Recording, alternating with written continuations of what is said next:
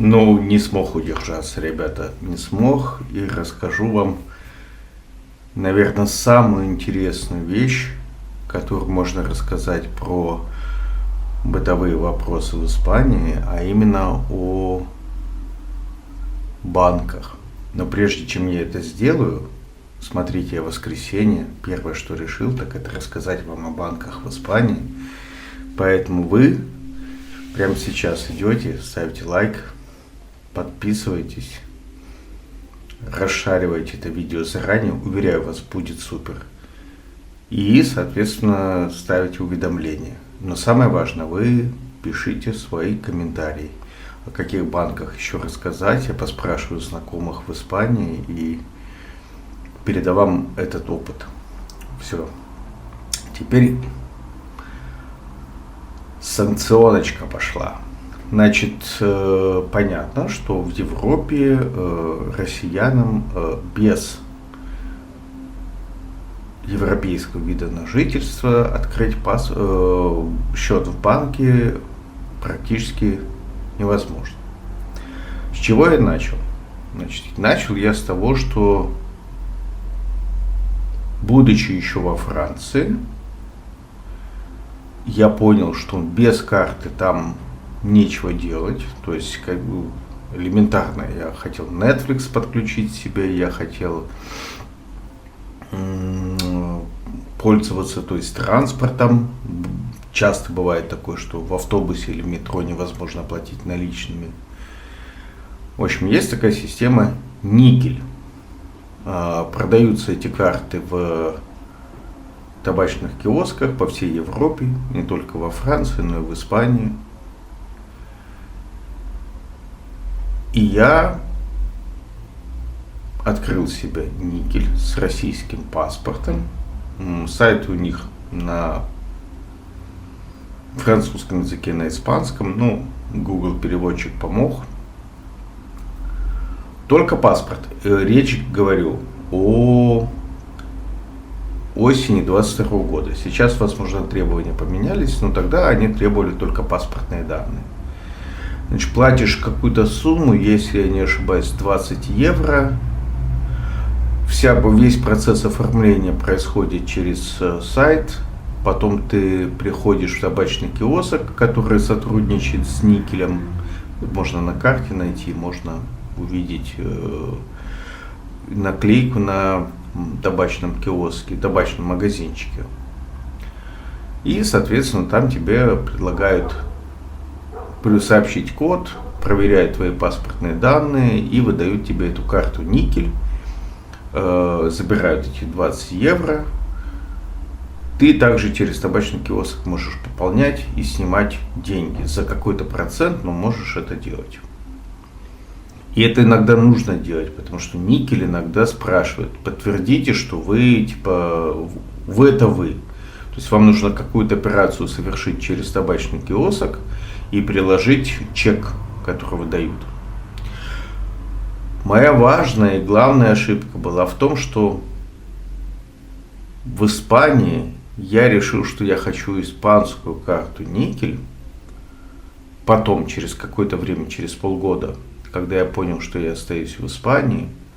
Но почему испанская карта Никель нужна? Потому что в Испании очень многие сервисы требуют наличия испанского номера карты, так называемый IBAN. То есть, если у вас IBAN французский, номер карты, то некоторые сервисы, если не большинство, просто не хотят видеть эту карту, требуют испанскую. Ну вот, и французскую карту я где-то потерял.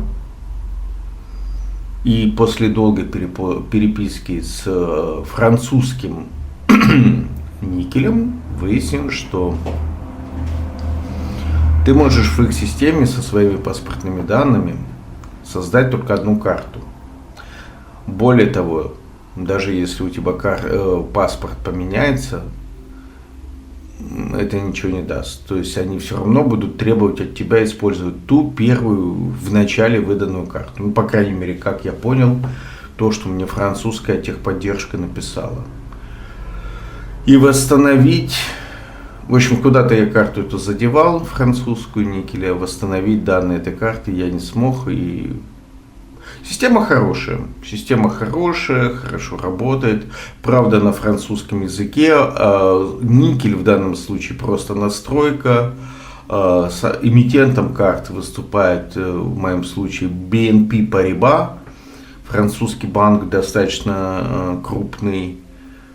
Вот, но есть вот такая вот непонятная фигня. То есть ты можешь один раз всего лишь в их системе завести карту и должен потом к ней быть привязан. То, как мне объяснила техподдержка. Я пытался создать карту в Испании, проходил все процедуры, приходил в табачный киоск, и мне говорили, что нет, мы видим вашу предыдущую карту, вот ей пользуйтесь. К сожалению, вот так. Но очень удобно. И только по паспорту. Дальше я попытался открыть карту Wise. Такая популярная финтековская штука. И тут я понял, как все эти финтехи работают с российскими паспортами, с российскими гражданами. Чтобы впрямую не отвечать, что ты россиянин, поэтому недостоин услуг, и мы не хотим возиться с due diligence, и мы не хотим возиться вообще с тобой, они просто, поскольку это финтехи, и документы ты им подгружаешь в виде фотографии, они просто включают дурочку, пишут тебе, что мы не можем распознать твой документ, и что бы ты им не подгружал туда с российской символикой, они не понимают. То есть я пробовал паспорт, я пробовал обычное российское внутреннее водительское удостоверение, но которое у меня как карточка кредитная. Это не международные права, это российские права, просто в таком форм-факторе. Этого они не понимают. Более того, я пробовал Wise подгружать потом уже свое удостоверение просителя убежища, книжечку эту, но поскольку этот документ, он внутренний для Испании, с ним нельзя выезжать за границу Испании. И его, видимо, система не понимает. Не понимает, что за документ, не может его распознать. Ну, в общем, в Wise еще есть проблема, что ты один раз создав свой профиль, он тоже будет за тобой все время ходить и будут подгружаться данные этого профиля. Не знаю, по паспорту они подгружаются или по каким-то другим параметрам, может быть, по фотографии распознает. Но в Wise вот ты один раз заявился, что ты россиянин, все, и вот он будет тебя в таком виде воспринимать. Мне не удалось создать новый аккаунт. Я думал, может быть, потому что я тогда паспорт подгружал, сейчас испанский документ. Но нет. Значит, Revolut просто убрал из списка Россию как страну эмитента, который может, гражданин, который может просить себе карточку Revolut. Кого я еще пробовал? Ну, я, наверное, пробовал почти все финтеки. Есть такой банк с Q на конце. С ним тоже невозможно открыть финтековскую карточку этого финтеха. Ну, в общем, я почти все перепробовал.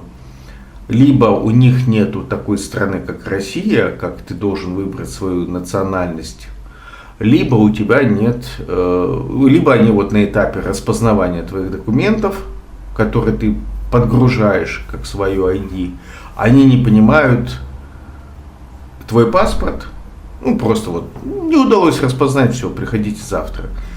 Либо не понимают мой документ испанский. Все. С финтехами я закончил. То есть удачный у меня эксперимент есть только с никелем. И все равно я эту карту теперь, ну как в Испании, я ее не могу использовать. Идем дальше. Был удачный эксперимент с Correos, с почтой Испании.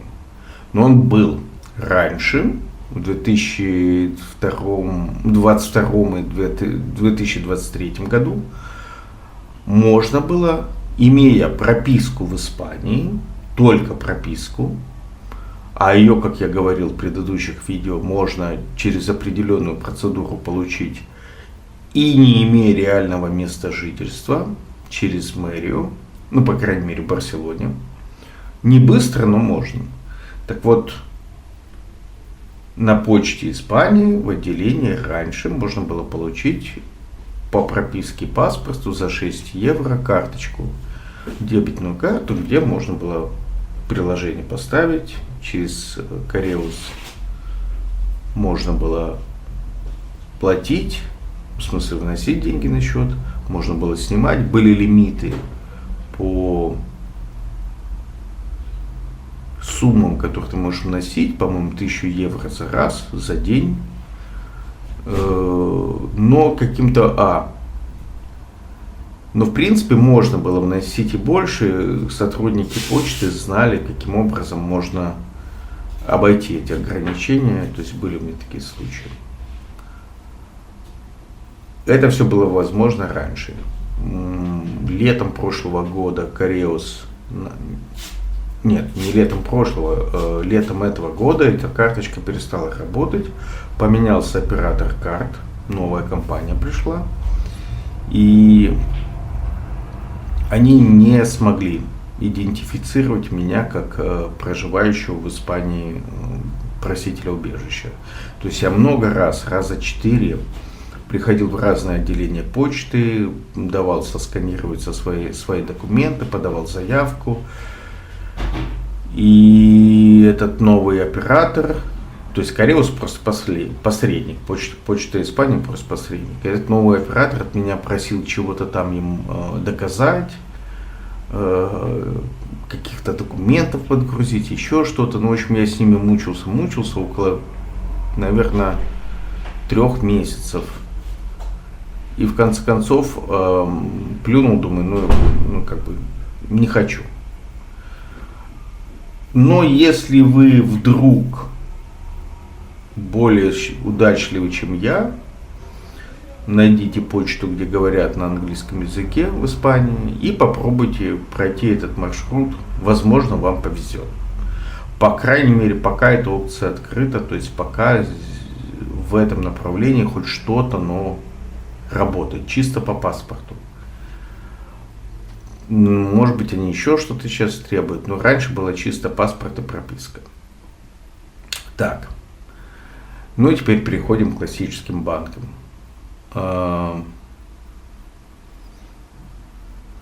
Здесь будет объединен опыт мой и опыт других людей. То есть у меня карточки не в таком количестве, но я хорошо знаком с тем, что говорили мне другие. Россияне, то есть прям готов им верить. Поэтому несколько банков будет. Давайте начнем с всеми любимыми BBVA. Значит, у меня карточка BBVA, ББВА, как она в Испании называется, банк, Бильбао, чего-то там.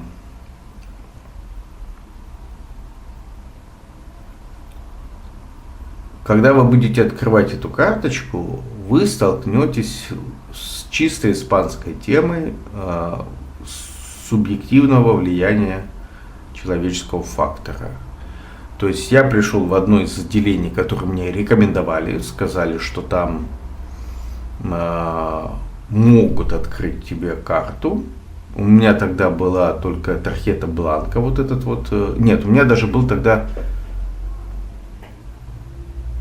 Нет, тогда я даже открывал по паспорту. Вот, по паспорту я открывал.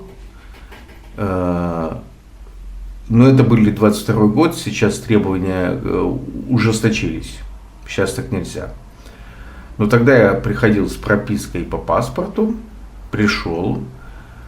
В одном отделении в Барселоне меня послали, сказали приносить кучу документов и так далее, и так далее.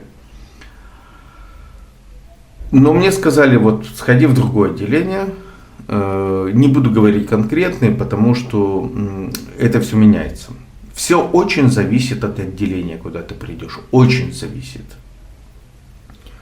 Сотрудники в отделениях, во-первых, имейте в виду, в банках отделения часто закрыты в рабочее время. Вот у них какие-то всех специальные графики, особенно не в крупном городе, а в маленьком. Я вот здесь, куда я переехал, наблюдаю, что отделение ББВА все время закрыто. Почему-то. Вот. И просто так прийти нельзя. Во многие отделения можно прийти только по предварительной записи. Просто так с улицы зайти и чтобы тебя приняли нельзя.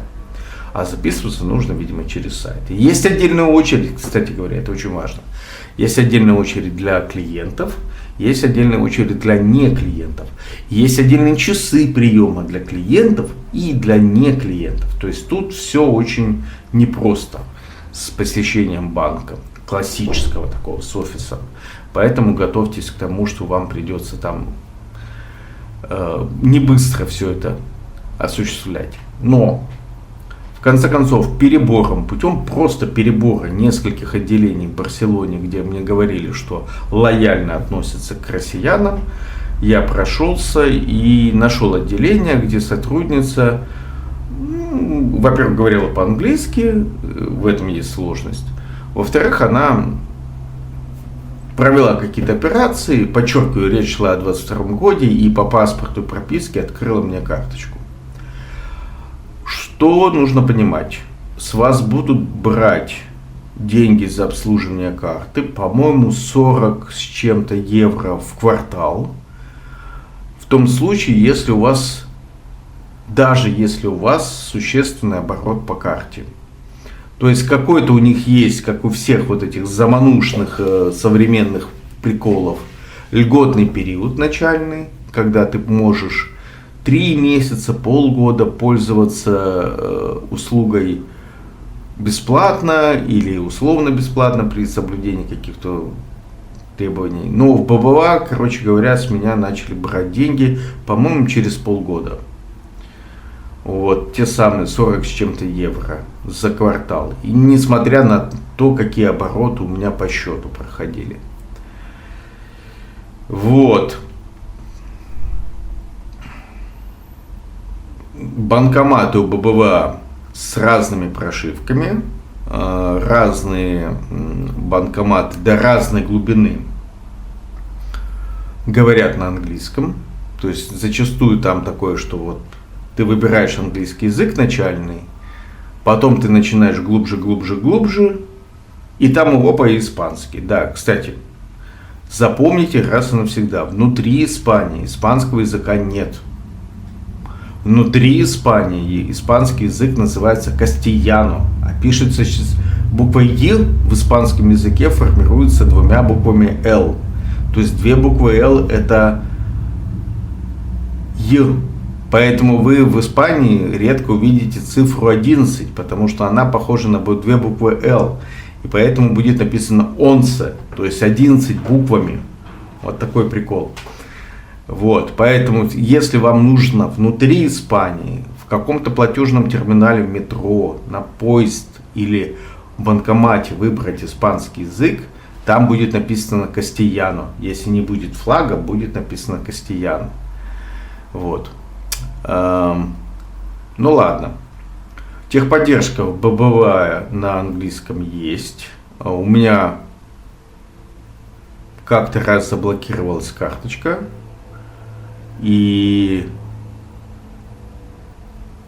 я звонил, мне отвечали на английском. Потом подсказали, как, ну, в общем, разблокировали. Что еще? Приложение. В приложении, ну, более-менее, я к нему уже привык просто. В приложении более-менее все понятно, привычно. Техподдержки там нет, нужно звонить по телефону, общаться на английском. В текстовом виде не пообщаешься. Можно через email общаться с техподдержкой ББВА. Что еще? К россиянам, в принципе, относятся более-менее лояльно. С меня несколько раз требовали подтверждения моего статуса в Испании. Ну, то есть я им носил свои текущие документы. Вначале тархету бланка, карту бланка, да, то есть эту просто лист А4 вот этого моего первоначального статуса, потом я приносил им относительно недавно свою тархету Роха, то есть вот эту красную книжечку, что я проситель убежища, но уже с правом работать. И они как-то более-менее относятся к этому с пониманием. Очень медленный, как все банки. Очень медленный, как все банки. То есть отделение может быть закрыто. Я даже в одном отделении от испанца слышу, что вот мы с тобой... да, мне как раз личность надо было подтвердить.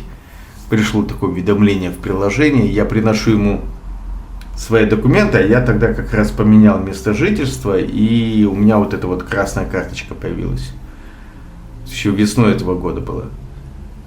Я ему приношу, он что-то вносит в систему, говорит, ну там через пару недель приди, вот прогрузится этот документ, и мы потом тебя прогрузим дальше. То есть вот до такого, до смешного доходит, что вот нужно вот поэтапно, типа, ну через 2 недели подскочи в рабочее время, когда нам удобнее будет. То есть привычные для россиян вот это вот, что ты пришел и в банке все порешал за один приход. Нет, ребята, это вообще не про Испанию. Такого здесь в принципе не может быть. Ну, по крайней мере, я не сталкивался. Так, дальше пошли истории не мои. Сантандер. Нет, давайте вот как бы с конца, кто мне отказал. Закончим с моими историями. Приходил в банк Сабадели, отсидел очередь, пообщался с менеджером, менеджер посмотрел мои документы, и в Сабаделе мне сказали, что корпоративная политика в том, что не выдавать россиянам карты. Вот прямо в лоб. Но говорят, что кто-то себе открывал в Сабаделе карты. То есть, опять же, я, честно говоря, в одном отделении попробовал, так мне грустно стало, что я даже не стал мыкаться и тыкаться в другие отделения. Кто еще? В Deutsche Bank, у меня об этом есть пост. Deutsche Bank вообще конченые вруны. В Барселоне, на Грасии есть у них отделение. Зашел туда, и женщина с немецкой резкостью мне сказала, что есть общеевропейские требования о том, что россиянам не выдавать карты, потому что санкции. Я говорю, так секундочку, ну вот мне же выдали. И она, нет, я говорю, ну дайте мне, покажите хоть какой-то документ, ссылку, название, ну хоть что-то, кроме ваших слов, чтобы я вот мог проверить, что это так. Хоть какой-то референс на то, что вы действительно правы. Хоть, ну не знаю, название там директивы и что угодно. Нет, ничего не дам, свое имя у него бейдж висел, она прикрыла рукой. Я прям, да, я собирался на Deutsche Bank пожаловаться в Банк Испании, в регулятор и написать, что вот эта вот мадама не хотела мне, ссылаясь на несуществующий документ. Ну и я уверен, что его нет, потому что не может быть такое, чтобы несколько банков в европейской зоне СЕПА, как Никель, то есть BNP Paribas и ББВА, взяли мне, выдали карточку в нарушении директив Европейского Союза. Просто вот Deutsche Bank не хотел со мной возиться, и меня вот под таким макаром выгнали. И она потом еще орала и скандалила, что ты не имеешь права вообще записывать, кто я, что я не обязана представляться. Ну, то есть, по моему мнению, Deutsche Bank это просто вот, ну, простите, жители Германии, ну, как-то вот генетика сработала. Надеюсь, я ошибаюсь, это просто у женщины были такие дни. Ой, я теперь вообще как звучу как сексист. Не знаю, честно говоря, не знаю, но почему-то именно в Deutsche Bank вот такое было, нигде такого не было. То есть везде вежливо как-то отказывали, если отказывали, а тут прям вот чуть ли не с санными тряпками выгнали. Так, ну, по-моему, я не помню, чтобы я физически куда-то больше ходил и где-то просил карточку выпустить мне. настолько это муторная, тяжелая процедура, что нет особого желания там экспериментировать. Ну, наверное, надо еще про запас карточку иметь, чтобы платить в интернете. Да, особенность европейского подхода к счетам в том, что вы даете свой уникальный номер счета, IBAN, он действует по всей Европе, и именно счета, не номер карты, а счета в банке. То есть у вас будет два номера. IBAN, это ваш счет в этом банке, и у вас есть, как он, PAN называется, короче, номер карты. Номер карты, вот эти вот дата выпуска, в смысле, до какого действует, и CVV, это все данные карты. То есть вот они в большинстве случаев требуют именно IBAN, и будут с вас деньги, за большинство сервисов списывают деньги именно по IBAN. То есть именно со счета, не с карты.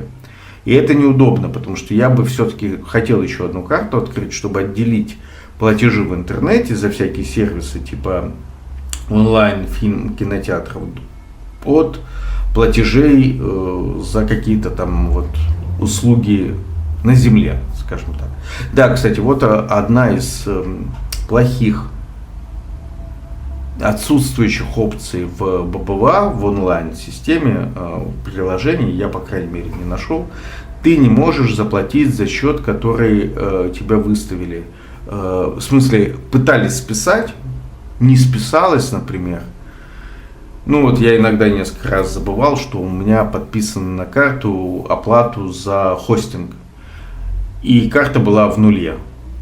И я такой, опа, деньги не списались. И мне приходилось руками платить хостинг-провайдеру. То есть вот такого нету, чтобы ты мог найти неоплаченный счет, который пытались списаться, и оплатить. Но это уже мелочи.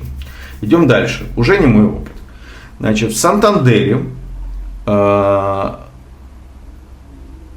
и мне, да, кстати, вот я вспомнил, я ходил в Сантандер, и другие люди ходили в Сантандер, в общем, отказывают. Отказывают россиянам в Сантандере, не открывают счета.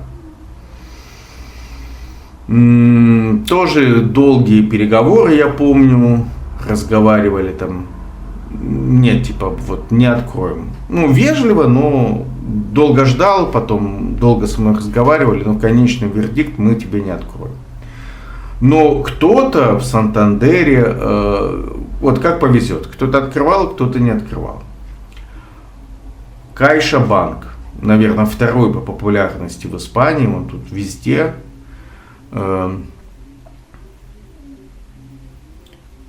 Вроде бы открывают россиянам в статусе даже просителя убежища. Вроде бы неплохое приложение по функционалу. Тоже есть бесплатный период пользования услугой. Ну, в общем, отзывы многие положительные. Надо пробовать. Говорят, ну, поскольку это не мой опыт, я не могу в деталях рассказать. Говорят, что кому-то открывает такой финтех, как Инг банк, там со львом оранжевым. Я не пробовал, но хочу попробовать. Есть здесь другие сети, менее распространенные, как вот ББВА, Кайша банк, Сантандер и Сабадель. Это 4 самых крупных сети, которые я вижу везде. Есть помельче банки, может быть, попробую в них. Но конечное резюме такое: если у вас есть... конечное резюме, во-первых, вы должны подписаться, поставить лайк, написать мне комментарий, где у вас получилось. И это нужно сделать прямо сейчас.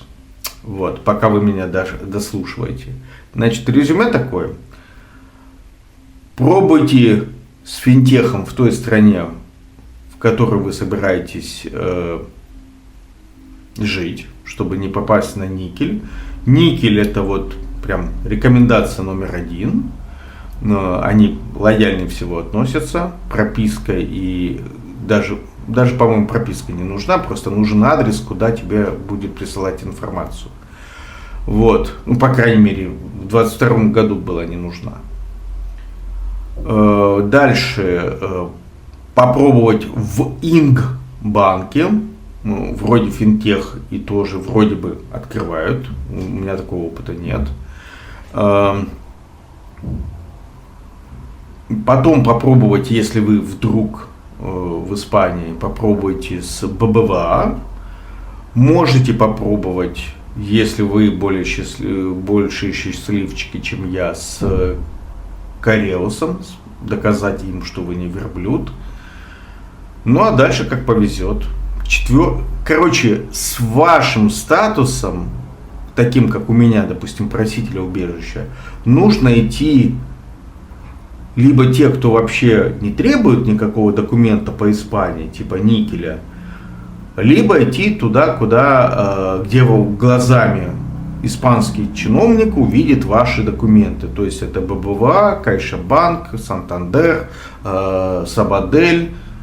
Вот где они понимают, что внутренний вот этот испанский документ, типа карта бланка или тархета роха, он валидный, он подходит. Если у вас есть, вы счастливчик, например, у вас другое положение, у вас есть ТИЕ, то есть карточка, которая по сути уровня ID национального в Испании, и у вас там другие номера, в принципе, я думаю, что с такой картой вы можете открывать и в финтехах типа Wise, Revolut, вы можете открывать и, ну, как бы намного легче, потому что этот документ, он понятен на уровне Евросоюза. То есть карточка ID, которая ТИЕ в Испании называется, то есть это карточка, тархета, он более понятный, его считывают, в принципе, и паспорт не нужно подгружать, потому что этот документ, он внешне выглядит как ДНИ, то есть документ национального удостоверения Испании. Вот. Ну, это такое вот резюме. Напишите, еще раз подчеркиваю, напишите в комментарии, какой у вас есть опыт, какие изменения, возможно, мои данные устарели, и ББВА сейчас перестала лояльно относиться, но лайфхак именно вот с отделениями банка, а не с финтехом, заключается в том, что если вам отказали в этом отделении, это не означает, что откажут в другом отделении. Меняйте отделение, меняйте города, потому что вот прям вот зависит от человека, к которому вы придете. У меня был случай, что я пришел, выстоял очередь, высидел, пришел к сотруднику ББВА задать вопрос. Знаете, что она сделала? Она мне распечатала часть сайта ББВА, отдала в руки и сказала: вот тебе ответ. То есть она даже не в состоянии была ответить мне. Просто не в состоянии была ответить. Она в виде ответа дала мне распечатку с там страниц 10 сайта, где я сам на испанском языке, если хочешь, вот найди себе ответ. Ну, звонок в техподдержку дал бы мне больше, чем высидеть 1,5 часа и задать вопрос сотруднику отделения. Она, во-первых, не захотела по-английски говорить, хотя понимала, а во-вторых, вот так вот. Так что пробуйте и обрящите, меняйте отделение банков, и, вероятно, вот эта большая четверка вам в Испании откроет. Я думаю, что да. Вот. Или никель. Или если у вас ТИЕ, то еще добавляется Wise, Revolut, Инк. То есть, в принципе, можно. Вот. Были бы какие-то документы. С одним чисто паспортом очень тяжело. Но тоже как не совсем нерешаемая задача. Все, всем пока, спасибо.